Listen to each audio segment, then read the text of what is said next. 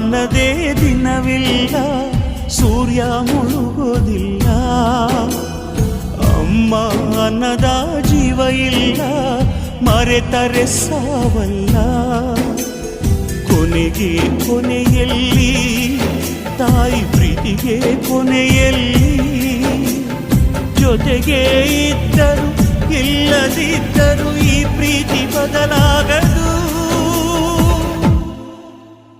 ದೇವರು ಬರೆದ ಕಥೆಯಲ್ಲಿ ಕೊನೆಯ ಪುಟವೇ ಮೊದಲಿಲ್ಲಿ, ಹೆತ್ತವಳು ಬರೆದ ಕಥೆಯಲ್ಲಿ ಕಂದನ ಪ್ರೀತಿಗೆ ಕೊನೆಯಿಲ್ಲಿ.